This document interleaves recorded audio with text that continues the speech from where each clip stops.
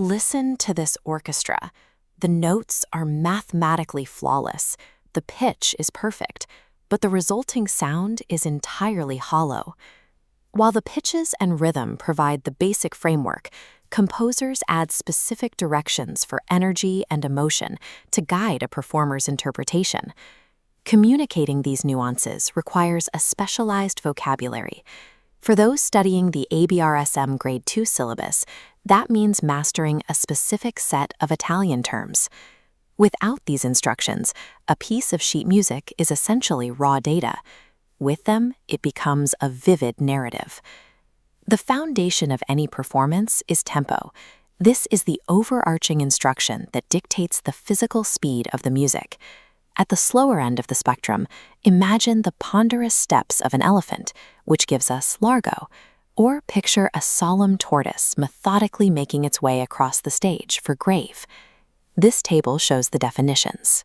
Grave is defined as very slow, solemn, serious, while largo is marked as slow, stately.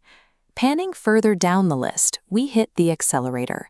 Presto instructs the performer to go very fast, while the vivace requires a lively approach.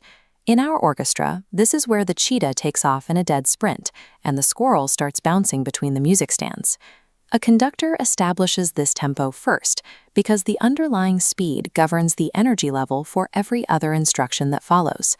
Once the overall speed is set, we have to look closely at articulation.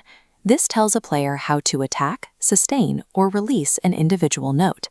Think of a sloth clinging to a branch. That is tenuto, an instruction to hold a note for its entire full value, often with slight, deliberate pressure. This chart displays the notation. The horizontal line above or below the note head is the tenuto symbol. On the opposite extreme, staccatissimo requires notes to be highly detached. Moving to the bottom row, this is written as a short vertical wedge resting on the note head. Beyond how a note is held, musicians must manipulate volume through dynamics. A dramatic example is forte piano, abbreviated as FP, which commands the player to start loud and then instantly drop to a soft volume. It's the musical equivalent of a massive, earth-shaking roar from a large lion, followed immediately by a tiny, timid meow. And if you need a sudden, forceful spike in volume on just one specific beat, you use the terms forzando, marked SFZ. Together, articulation and dynamics act as the touch and volume dials for the orchestra, ensuring the performance feels human rather than mechanical. To get even more precise, Italian terminology includes modifiers. These act like grammatical scaling tools, allowing a conductor to adjust instructions by degrees. The two most common tools for scaling are molto, meaning very or much, and poco, which means little. If our sprinting cheetah is rushing to beat, the conductor can layer instructions by asking for meno mosso, telling the performer to proceed with less movement, resulting in a slower speed. Examining this list of terms, we find a crucial safety valve, non troppo, meaning not too much. This modifier prevents a musician from exaggerating a previous instruction. Finally, we reach the style descriptors.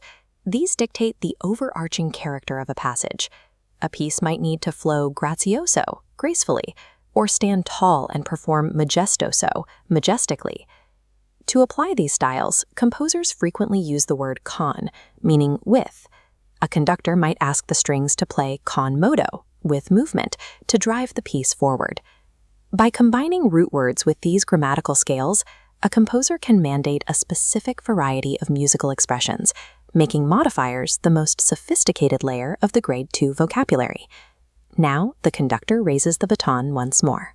This time, every animal in the ensemble is executing the full range of Grade 2 vocabulary.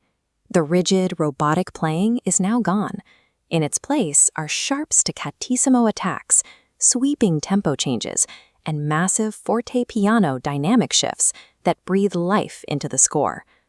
These Italian terms are a universal language, allowing a musician today to understand exactly how a composer intended a piece to feel centuries ago. Mastering this vocabulary allows you to move beyond the literal notes to create a specific, intentional performance. To start mastering this language yourself, head over to superclef.com to dive into our interactive, gamified music theory practice tools.